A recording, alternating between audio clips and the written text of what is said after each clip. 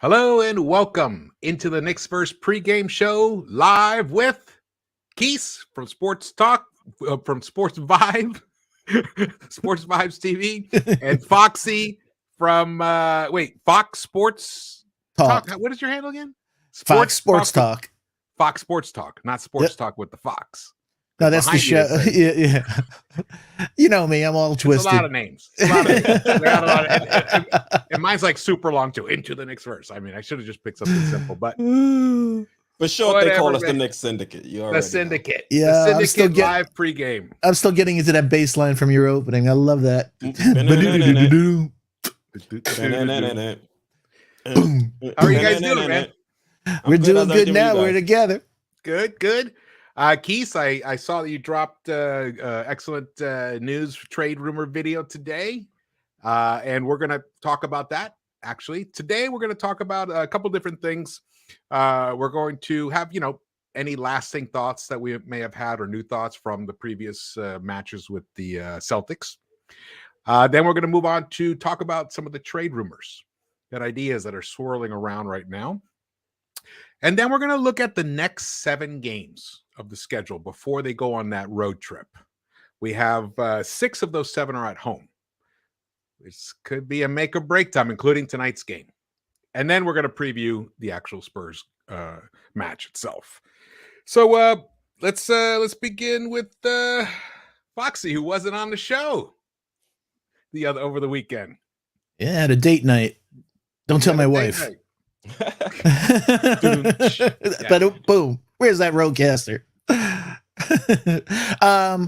Hey, I got a favor to ask the Knicks fans, anyone that's listening that's going to Madison Square Garden tonight. Yes. Please don't boo Julius. Please, let's let it go. Oh, I thought you were gonna. It's just not gonna. Let's let it go. It's just gonna make things worse. So it happened. It's over, and let's just cheer our team on. Yes. I agree. It's time to move on. But you know what? When you talk the talk, you got to walk that talk. You got to walk the walk. Yeah, you got to walk the talk. I mean, you got to walk it, and coming up with, 13 points the next game is not doing it. So absolutely. I agree. The booing should pause, but let's see. Let's see what comes up. But before that, I thought you were going to bring up something else that you wanted to mention. Foxy? I can. I was going to wait up maybe a little later to a little more people who are in the chat. Let's do that. So I know you guys had your awesome Sunday night show, so you probably already kind of did that. But if there was any thoughts that you had this morning about the previous 2 games, what we've just been through, if you want to share those with us now, that'd be awesome. Foxy? Just as we touched on the show, with Randall, as Keith says, Dr. Jekyll, Mr. Hyde, who'll show up tonight. We're just looking for some consistency. The last game, those what was it, 12 assists, 13 assists. I don't want to jip us. The 40% from the foul line and 79 shots, and obviously the 6 turnovers on Randall, so we could play a little better. We're catching San Antonio really coming off a terrible road trip. I think they're 1-5, and so they lost a tight game yesterday.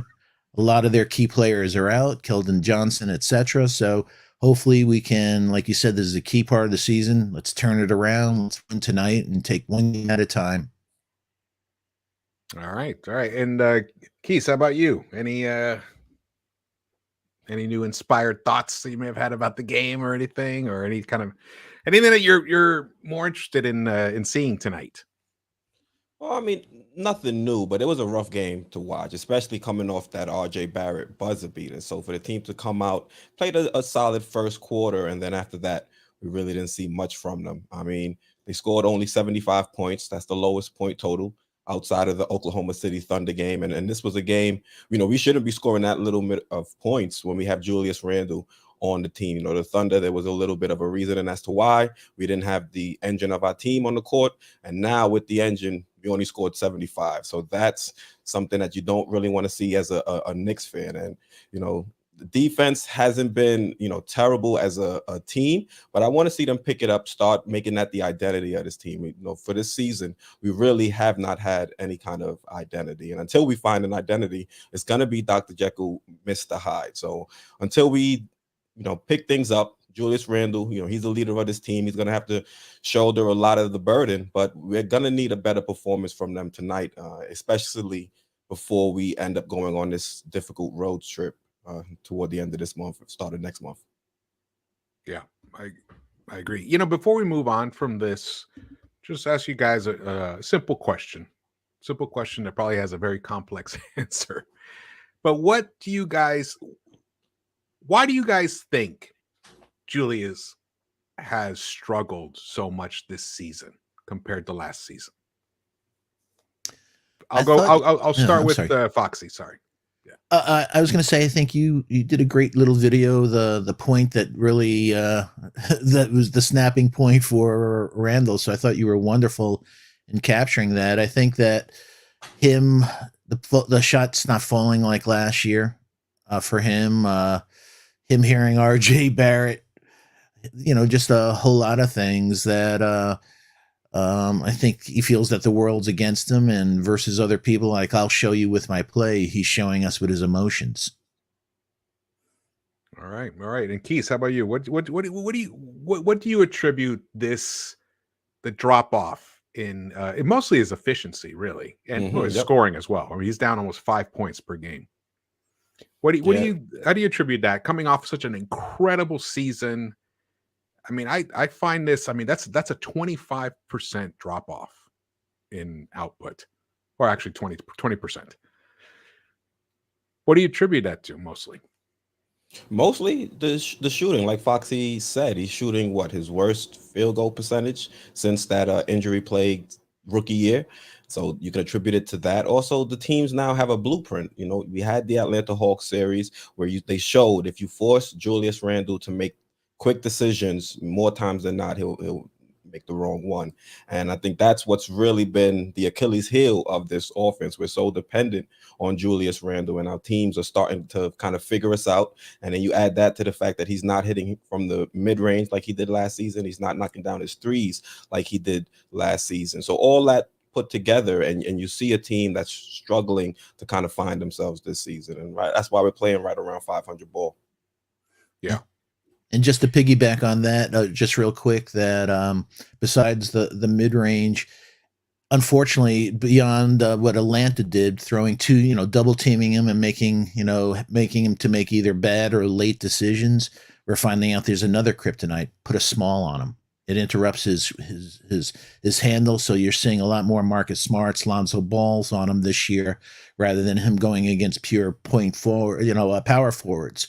So there's multiple ways to throw him off his game, and a lot of it is just saying, like we saw yesterday, and we'll touch on this in a little while when we talk about the trade. But the thing that I can't get out of my head from the Boston series is both RJ and Randle with Robert Williams, and how he intimidated him so much that, the game before we were saying he was really aggressive getting to the hole, and then against Robert Williams was settling at the 3-point line and not taking the mid-range like he's just said. But also what just hit me between the eyes is, what would a stretch 5 do for this team? Mitch was in there, so that's why Robert Williams was in there. But if Robert Williams was out at the perimeter, if we had a stretch 5, it would have changed everything for RJ and Randle. We'll touch on that in a little while. But there's so many things that just jumped out on me rewatching the game, like saying, what would a stretch 5 do for this team and for Randle and RJ? And George, I texted you that throughout the game too. I think there were 3 possessions where we went to Julius Randle in the post, and Mitch kept coming and bringing his defender into Julius Randle's way. And one time it did work. We were able to get, I think, a foul call for Mitch, and he was able to, I think, hit 1 or 2 from the free throw line. But outside of that, the spacing is poor with Mitch and Randle out there on the court. I've been seeing that. I've been seeing that all year. Mitch is always, he's lurking around that block. And whenever it's a lot of times it actually has affected RJ a lot. But, Absolutely. But what RJ does is he actually looks for Mitch. Julius never, ever, ever makes the pass to Mitch. And that is why he can't make shit happen, because they don't have to even worry about Mitch. So that's why Robert Williams and Turner and those guys can just leave Mitch alone and go and double Julius, because Julius never passes it to Mitch. You know what? But RJ does. But even still, when Mitch is not there, RJ gets blocked. So it's a tricky thing. But why doesn't Randall pass to Mitch? That's scary. I'm trying to think. I don't know if I've ever seen one time. Yes, I can, but not a lob, like you were saying, not a pick and roll. Yeah, not a lob. Not a lob. I've seen him make bad passes where he throws the ball by his knees and Mitch can't get it and there's a turnover. But I've never seen, like you just said, great take of like RJ on the pick and roll, throw up the lob when they converge. And I don't think I've ever seen Randall do that. And I never thought about it. Great take, man. RJ even had a nice bounce pass to Mitch, which that we never see anymore, as the bounce passes down low, because it gets taken, it gets stolen a lot. But he pulled one off, and Mitch got a nice, I can't remember if it was a dunk or just a layup. But never do we see that from Julius this season to anybody who's cutting even. So that totally stagnates the offense. We know that's not coming. If I'm the defense, I know that's not coming. The only thing that he might do is look for someone on the perimeter. But if we, disrupt his vision, it's a turnover.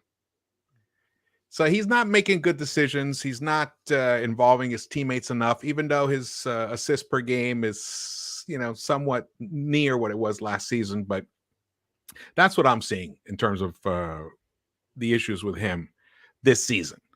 He's not really making adjustments quick enough.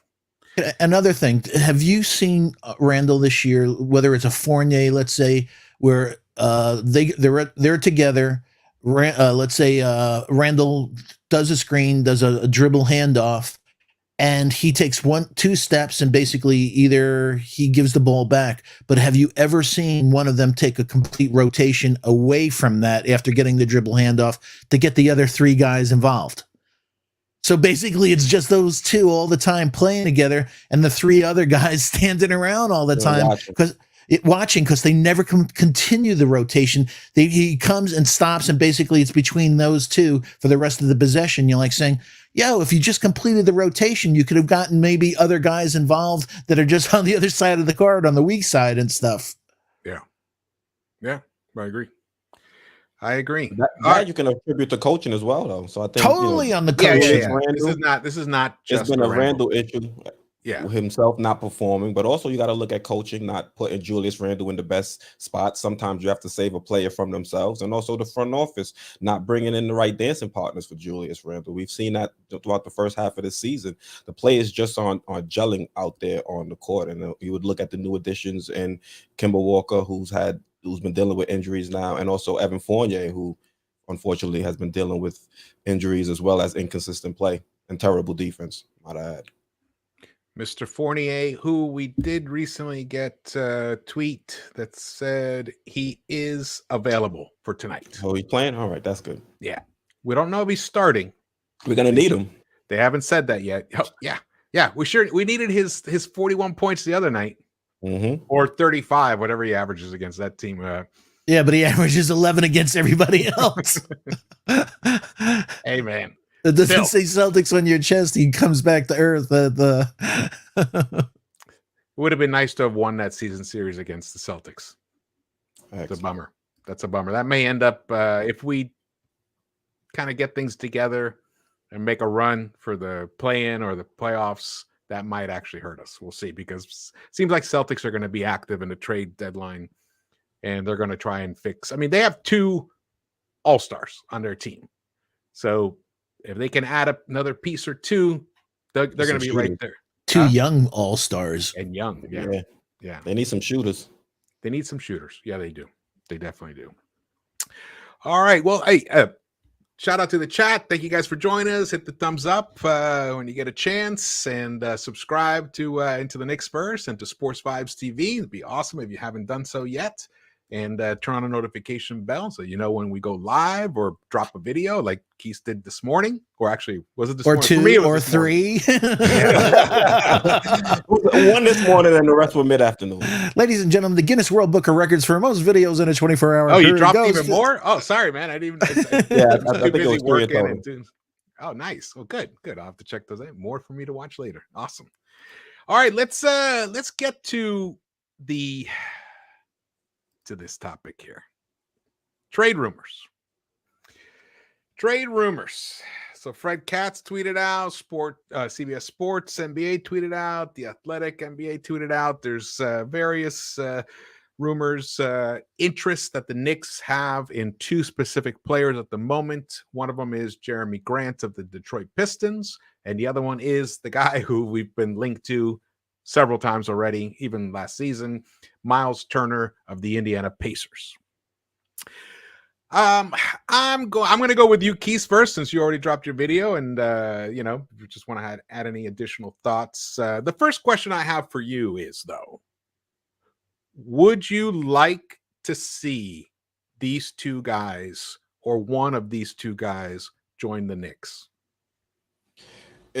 With me, a lot of these trades just depend on value. I think both guys can step in and play a role on this team and help trying to turn around this season. Miles Turner, he can knock down the 3. He can give us something that we're not getting from Mitch, while still, keeping our defensive integrity. He's still a player that can get you some solid shot blocking.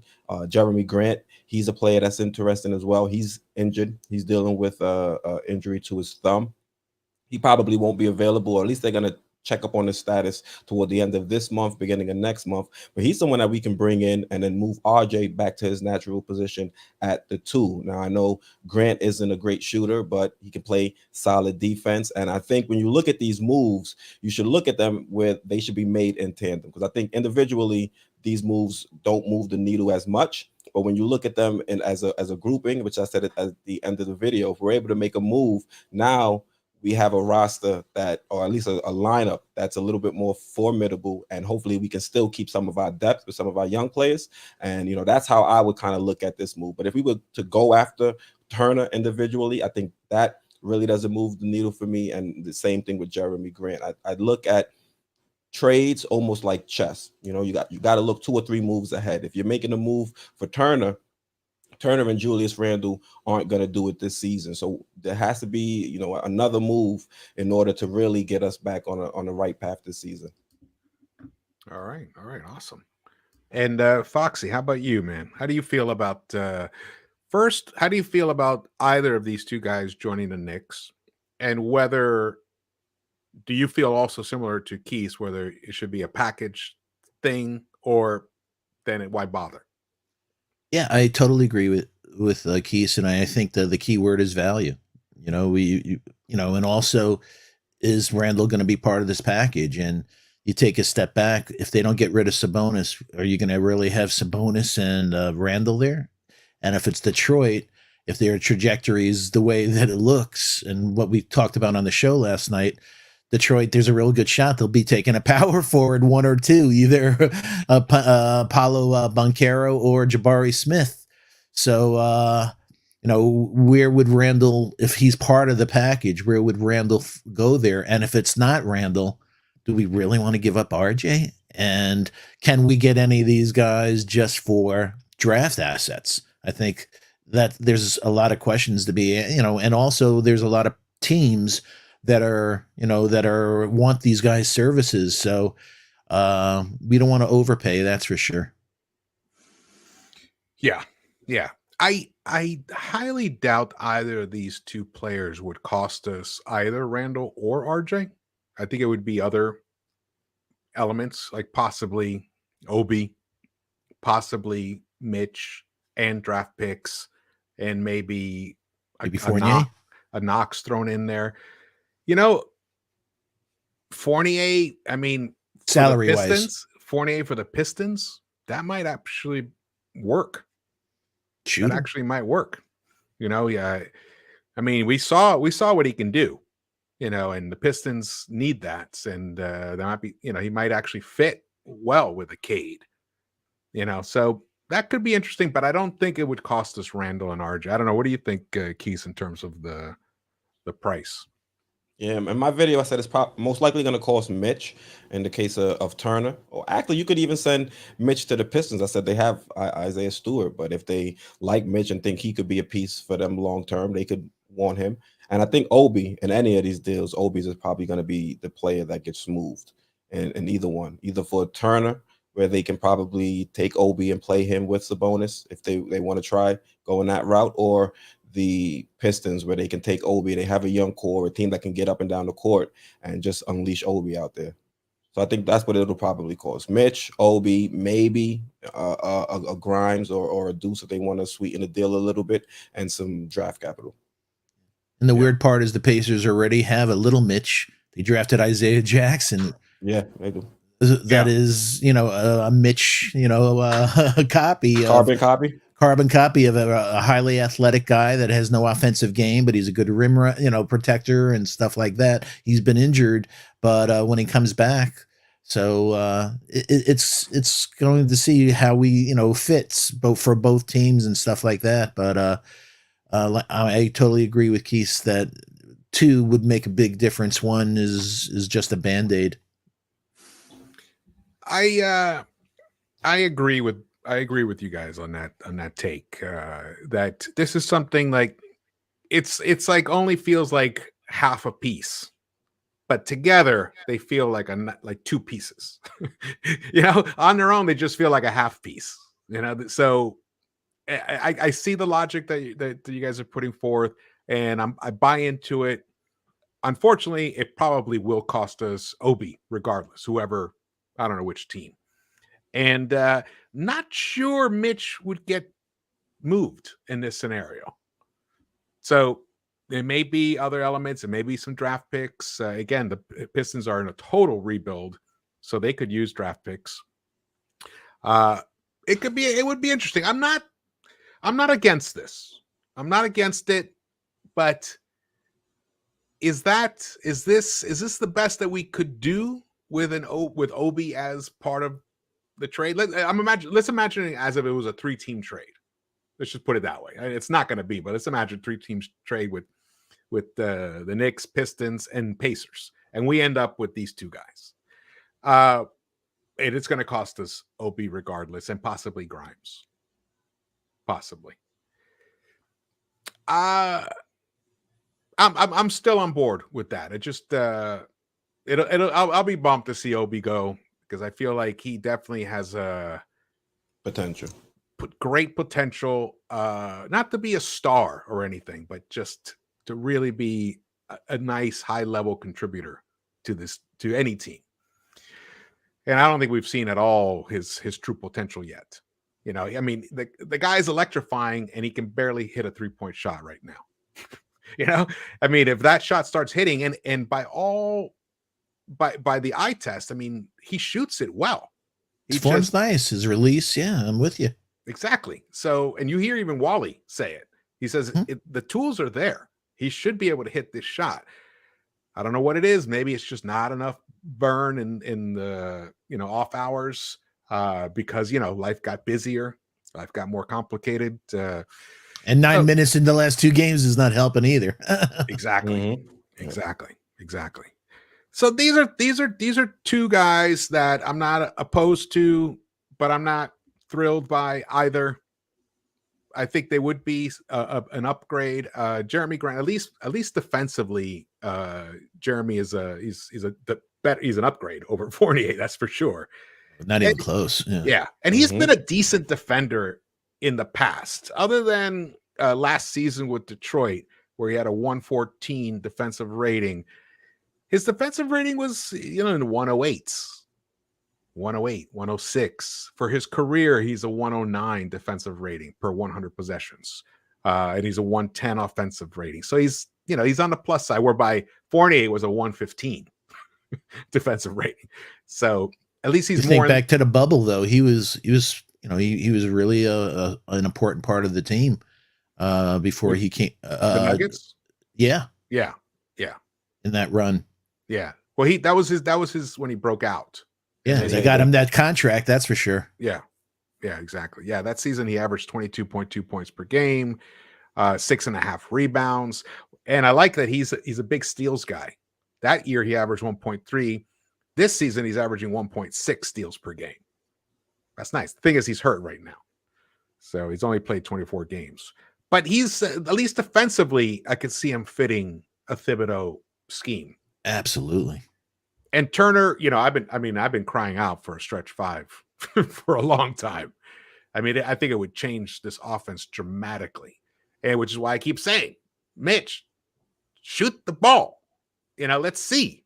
I mean, it's like, let's just find out for sure. He just won't do it. Just won't do it. So it's disappointing. But all right, let's the other guy that's been talked about is Alec Burks, but I haven't done any real research into what those rumors are and like what teams are interested in him. I've just heard Alec Burks. That's all. I don't know. You guys have anything to add on about the Alec Burks thing? Foxy? Yeah, I didn't see anything on Burks. No specifics. Exactly. Okay. You're breaking the news to me. All right. Extra.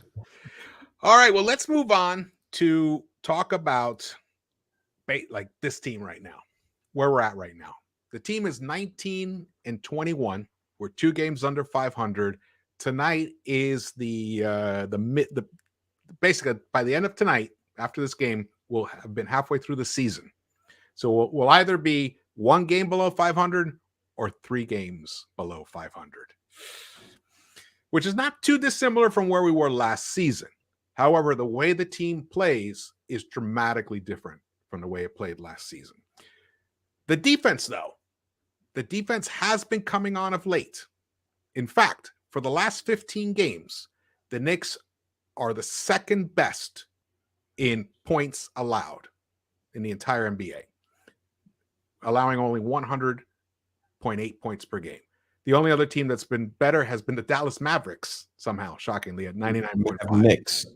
The Knicks. Yeah. The Mav Knicks. Yeah. The Mav Knicks. Yeah. And right after so it's Mavericks 1, Knicks 2, right? And number 3 is the Warriors and the Cavs, and then the Heat and the Grizzlies and the Celtics are 7th. So it shows how, we struggle. We only score 75 points against the Celtics, but Celtics have a pretty good defense. And then it's rounding out the top 10. It's the Suns, Thunder, and the Raptors. Those are the last 15 games. So the defense has come on because I heard Thibs talk about it, and he is absolutely correct about that. The defense has been coming on, even though Frequency just wrote, it's a mirage. It could be. It could be because wins are what matters, but our offense has truly been sputtering. So we're coming up right now. We have 7 games coming up, and let's get to them here.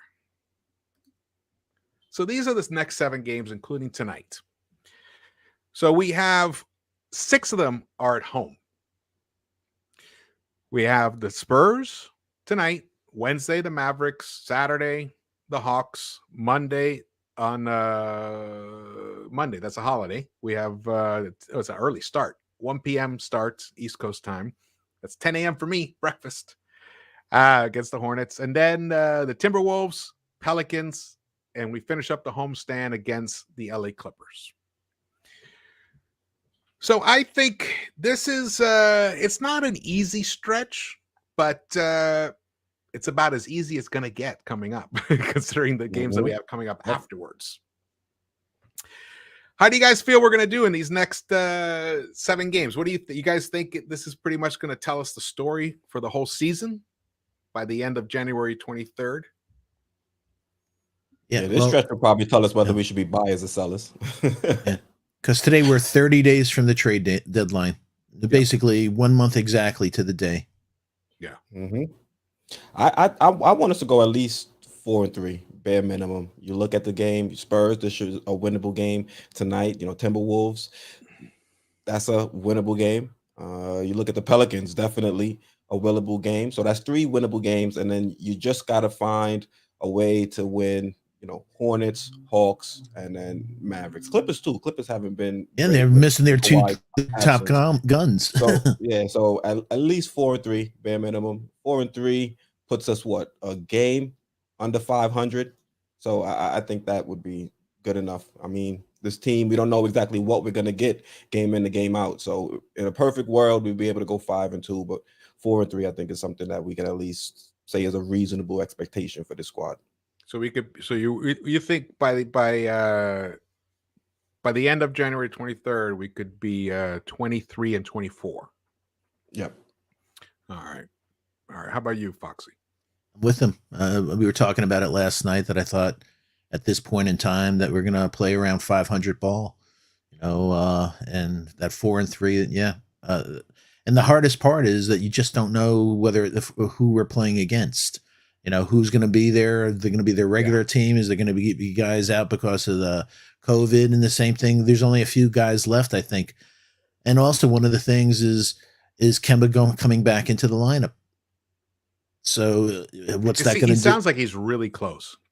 Yeah, I know, but they still haven't told us why he's sat. What was the real reason? Yes, the knee was sore, but was there a flare up in the knee? Is that what happened? He had a we boo-boo really on his didn't get any expert. He had a At least boo-boo we on his didn't knee. see anything. Like, we're still out here in the dark. Yeah, we are still out here in the dark. Yeah, Front office return. But if we don't know what's going on, he can be out the lineup just as quick. I'm a little more pessimistic than you guys, which is shocking. That is shocking. When I look at this, I only see 2 weak spots. Only the Spurs tonight, and they're a high-scoring team. I mean, the Spurs are a high-scoring team. So if we good shooting team, and they're a good shooting team.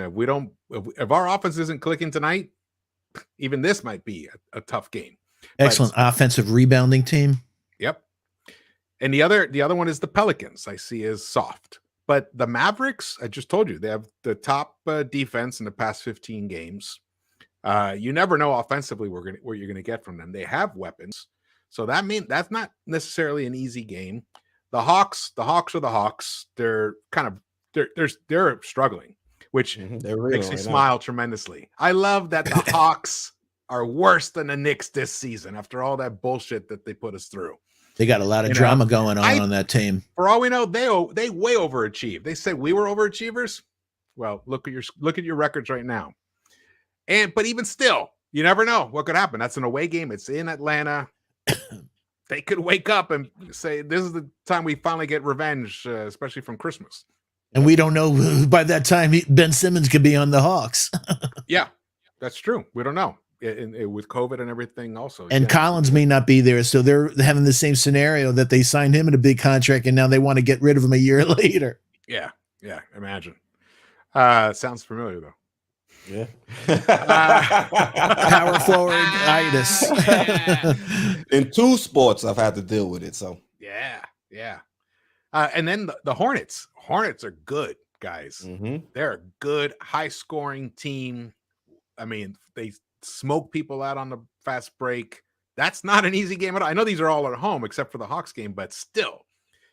And the Timberwolves actually have been playing well of late.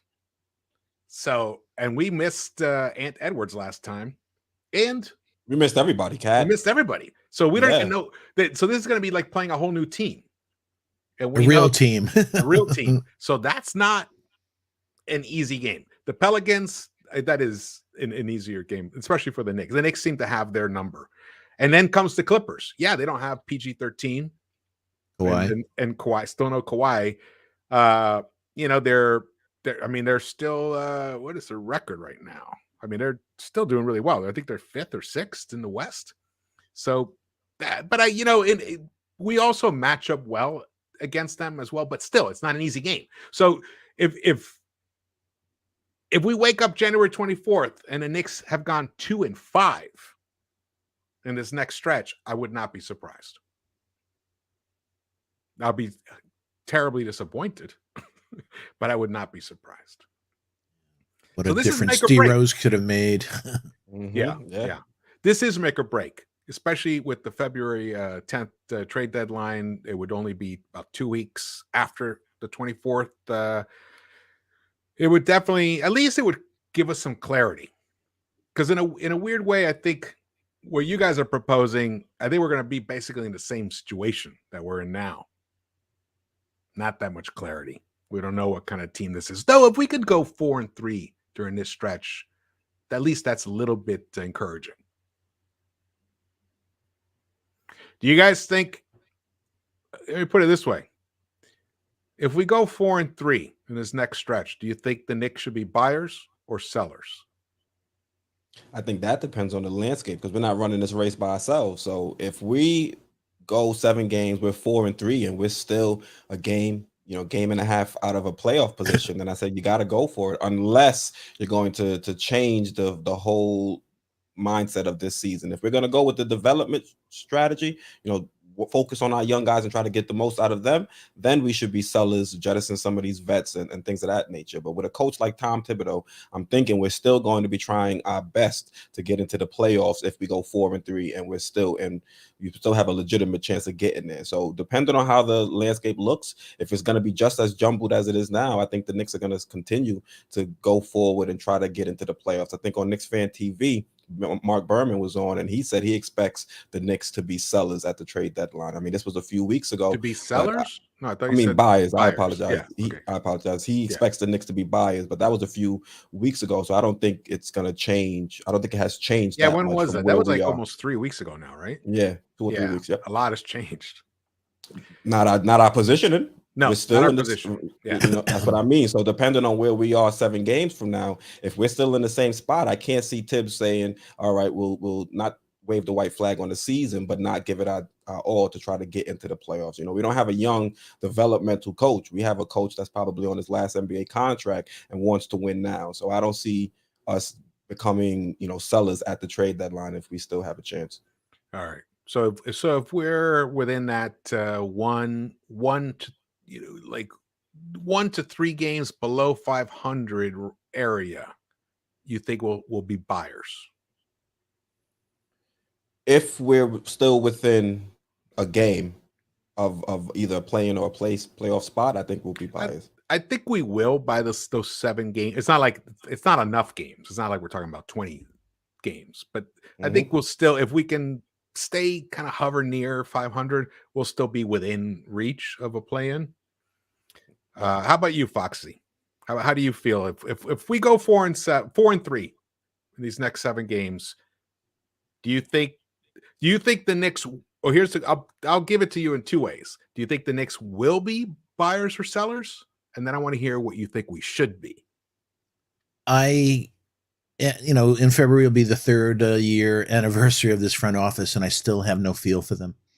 And I think he's touched on it, that it's a bizarre situation at the front office and the coach. This coach, and we touched on it yesterday, Deuce is in the gulag. Obi has 9 minutes. Grimes, he's playing, but he'll. So I can't see Tibbs saying, okay, we're just gonna develop for the rest of this year and go for it. I think I've talked about my biggest concern is, I said 500 because when I take a step back and I look at the talent on this roster, we have a mediocre team, talent wise, and I think that the only way to upgrade that without emptying the cupboard is through the draft. So, but that is opposed to what a Tibbs would want to do. So what I think is best to do, but what the reality will be, I think Tibbs is going to be Tibbs, and he'll fight. So, he'll get fired before he does what I think the fans want.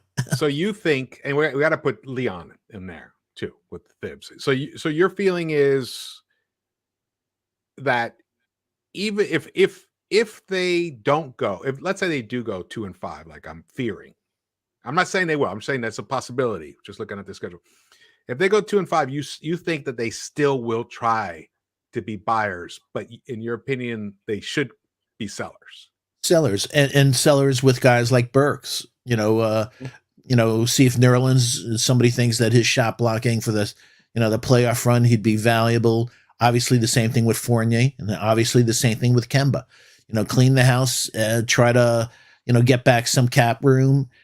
Get better contracts back, or get a player, maybe get some young players or some picks. But I think long term, that's the best thing that we can do. I just don't know whether that would vibe with Tibbs' mentality. Yeah. I I have a feeling that they're going to be buyers no matter what.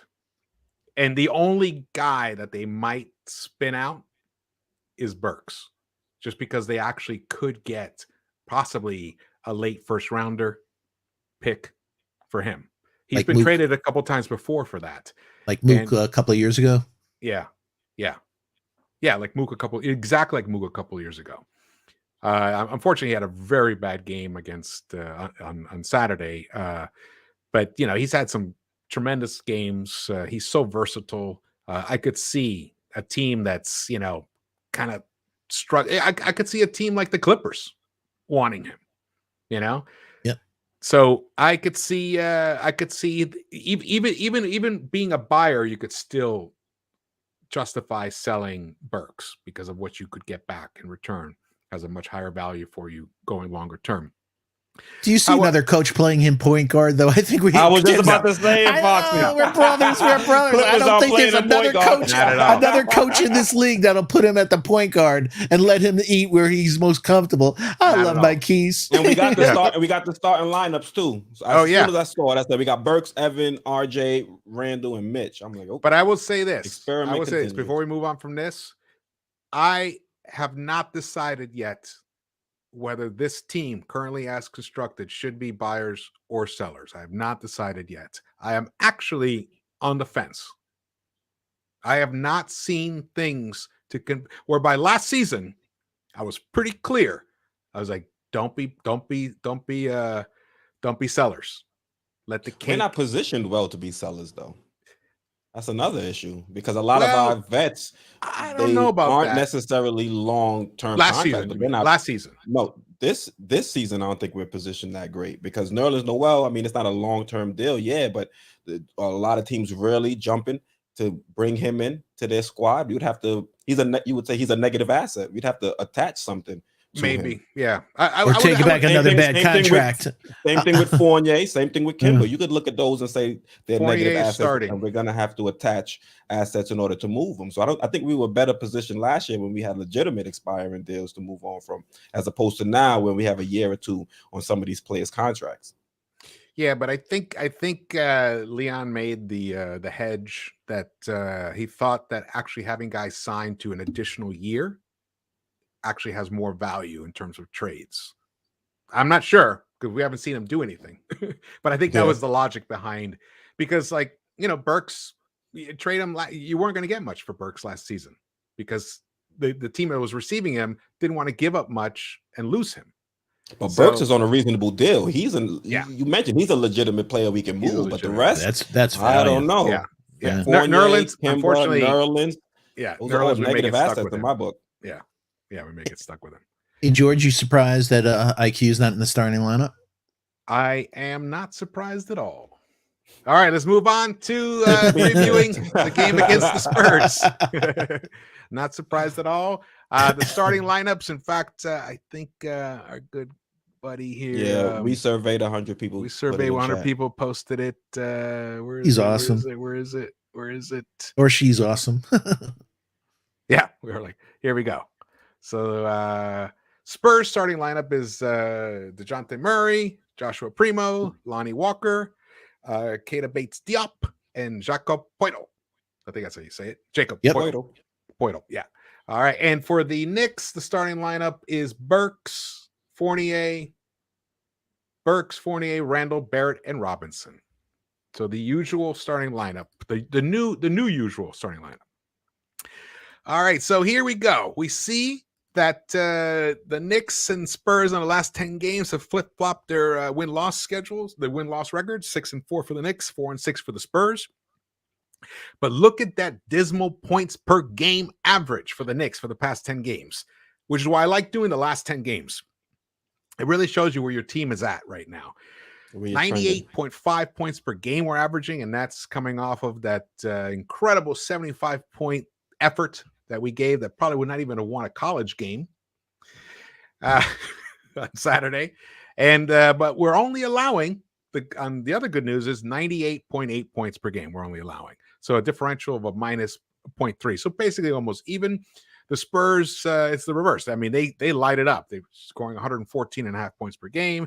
They're allowing 112, differential 2.3.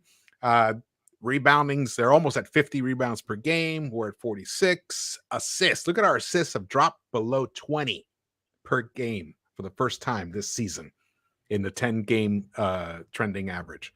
19.3 assists. Meanwhile, the Spurs are almost 30 assists per game. Number one in the league. Totally opposite teams.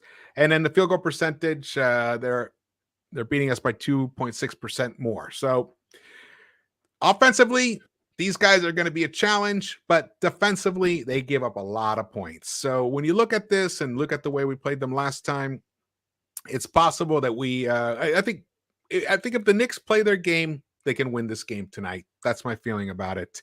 How about you guys? What's your take on this? We'll start with Quis. What's your preview for tonight's game? I think this is definitely a winnable game. It all depends on which New York Knicks team shows up. Is Julius Randle going to give energy, every play and not be lackadaisical with the ball, whether that be ball handling or rebounding? And also RJ, I want to see RJ have a good game. The last time we played against the Spurs, I think he had over 30 points or something of that nature. I would like to 30. See him step up and take some of the burden off Julius Randle. I think Julius Randle excels when he has that second player that's scoring 20, 25 points along with him. He's not being relied upon to carry the entire offensive load of this team. So RJ, I definitely want him to step up quick.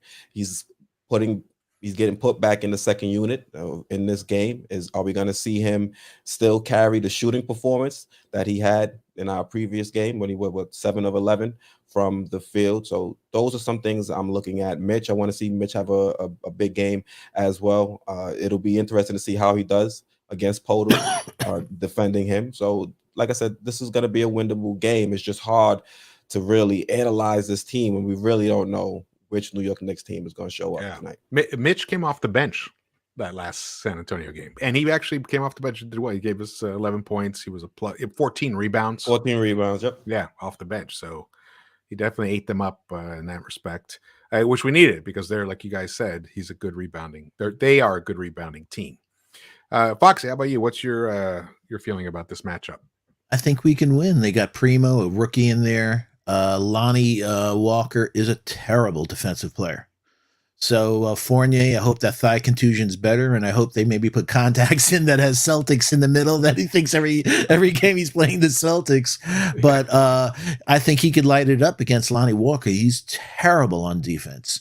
And I think Bates Diop, he scored 9 points last time against Randall, but they were going to miss Keldon Johnson a whole lot and a few of the other guys. So Derek White, I think, is out also, and he lit us up last game. Yeah, he did. He did lit us up. He is out. Points. I'll tell you. Actually, we're going to get to the injury report here. I know he had. I can just answer that question myself. He did not play last night. He did not play last night. He's not listed on the injury report here. Interesting. Yeah, because I saw, but Basketball Reference sometimes is a day or so old, so I knew that he was out. But when I looked at last night's starting lineup against the Nets, or the box score, he did not play. And we'll be seeing our point guard of our dreams tonight, the DeJounte Murray. Yeah. That was a key aspect to the victory last time. We did a nice job on him. Yeah. Yeah. So maybe that's probably the logic behind starting Burks, because Burks did a nice job on him last time. So I would have liked, and that makes sense because he's a tall guard, and you're putting a tall guard against him. Yeah. This is a very, very winnable game. This is we got to win this game.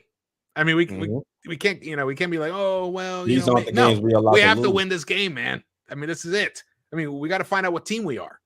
And we need Mitch to come up big against Poeltl. Yeah, yeah. He did a nice job last time. We need him to follow it up. We need some consistency to start developing.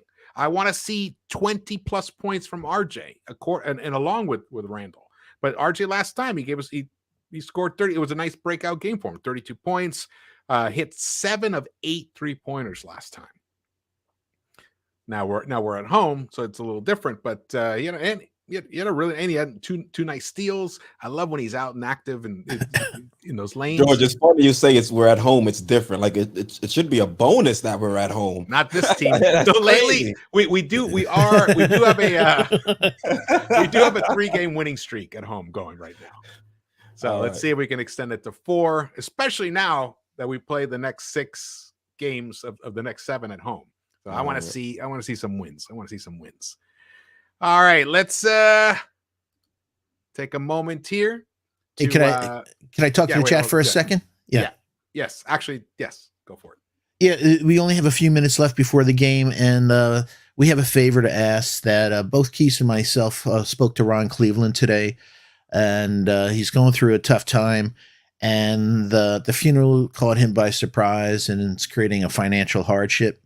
So all of us know the joy that Ron brought a lot of people on a daily or 5 times a week. My condolences, Ron, on the passing of your mother. Very sorry to hear that. Mama Joyce. So if you can, and again, Cash App will take $1. Whatever you can help our friend in this time of financial hardship. So it's $RONJCLE33 on Cash App. So again, $RONJ like in John, CLE33. Anything is greatly appreciated. Hey, Foxy, why don't you put that in the chat? I will. If you put that in the chat, I will. Thank you. And I'll copy it and put it in the description and stuff for people when they. So as a community, let's take care of our own, our family, and Ron is absolutely one of our family. Absolutely, man. All righty, and then now that we're talking in the chat, shout out to the chat, Bodega Wi-Fi, my brother. D is ballin', Lifestyles of the Savvy Saver. I love that name. Frequency. We got some great names. Juan Sinclair. You do the accent on there. Yeah. Carlito. Brother BKO Contreras. Good to have you here, brother. Iverson Thomas. Oh, brother Contreras is my brother. Yeah, Frederick. Yeah, salute to brother Contreras. Yeah, my Bronx brother. David Piccolo. I got some good ones here. Duke's Rocks. Who else is here? Sincere to Genius. And Lex, of course. Our guy Lex. Destroyer, salute. Yes.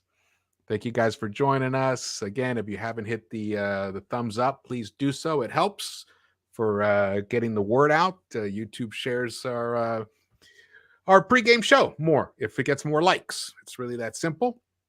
And drop your comments too, even later on. If you get any thoughts or something about this game, I read all the comments. We all do. So if anything pops up, even during the game, we get play-by-play in the comments. Yes, that's true. That is true.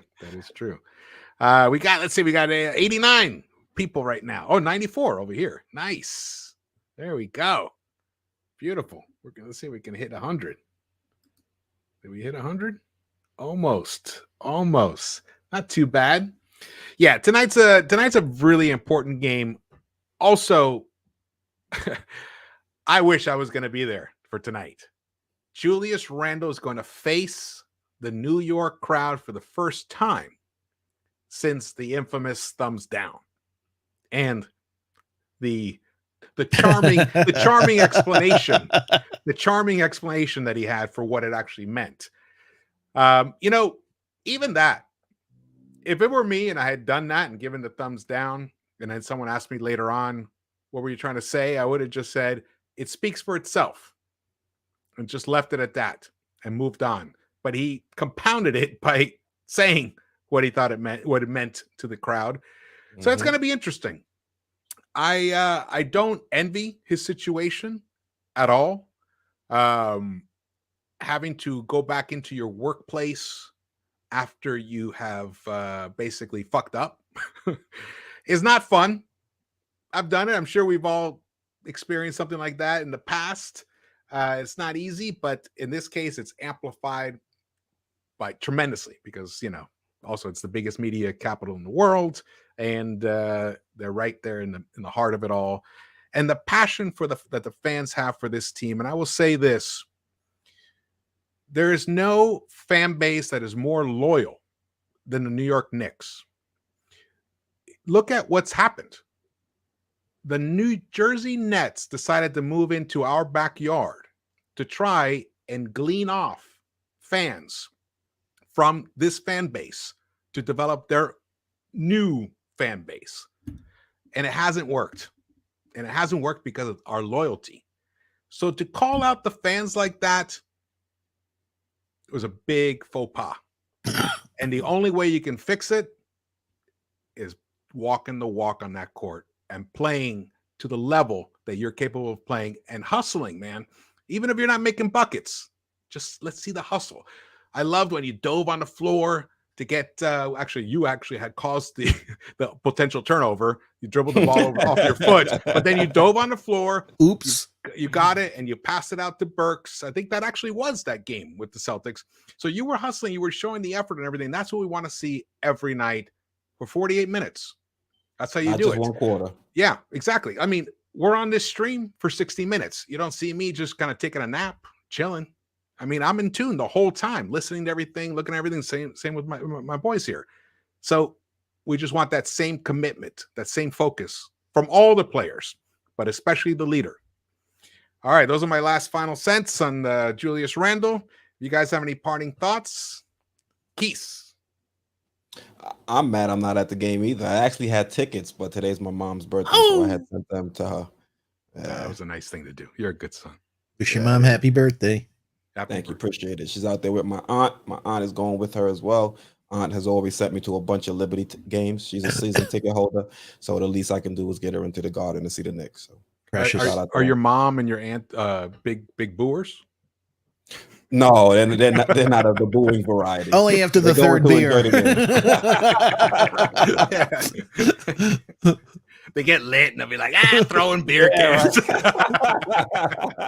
Don't mess with me. My boy Keys will come after you. That'd be hilarious. I'd pay to watch that. That would be hilarious. Oh, man. How about you, Fox? Any parting thoughts? No, I'm just thinking positive. Like we said, we'll find out in the first couple of minutes if he argues with a ref or anything. He should just be under his best behavior. Don't give the troll fans anything to latch onto. Play good team basketball. Take a step back. Let RJ eat. Let the other guys eat. And hopefully we, just take it a game at a time and play good defense. You're home. Show that spirit and bring home a victory for us. Awesome. All right. One last little bonus question here. Eric Liu, he asks, y'all the best for what y'all think about the idea of Halliburton trade. What is a trade package you'd be willing to offer them? Go Knicks. All right. 30 seconds. Foxy. A couple of mid-rounds for first-round draft choices. Whew. So not much. Keith. Well, yeah, I'd trade for Halliburton, but I wouldn't give up a De'Aaron Fox trade package where we're seeing multiple first-round picks and multiple players. If they be willing to take Obi, another young player, and maybe a pick, I'd consider it. Sounds good. I think like an Obi, a Grimes, and a pick could probably do that trade, make that trade happen. Because then they'll turn around and they'll spin. They're looking for assets so they can release Buddy Hield. Not release him. I mean, trade him. But they don't want to trade him without getting someone. But George, you hear that though? We drafted Obi over Halliburton, and now it would cost Obi the 25th pick and another pick in order to get him. Yeah. Well, that's the reality that we're facing. And a lot of it does come from the fact that Obi doesn't get enough playtime to really showcase his value. Yep. I mean, the few times that he did give us 19 points. So is he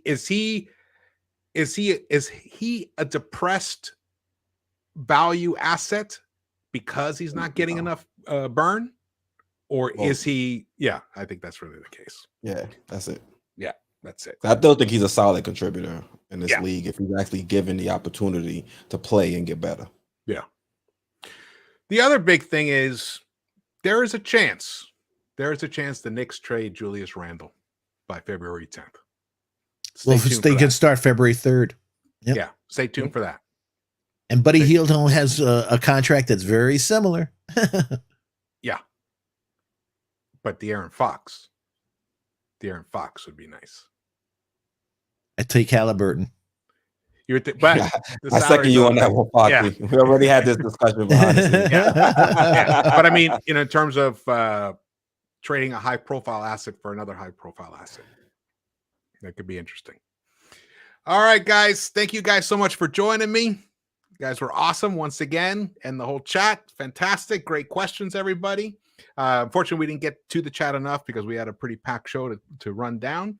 I really hope the Knicks can pull this win out tonight. I want to see some consistency. I want to see some big numbers from Julius, from Randall, Barrett, and Evan Fournier. Let's see what Evan Fournier can do to follow up his 41-point outburst from the other night.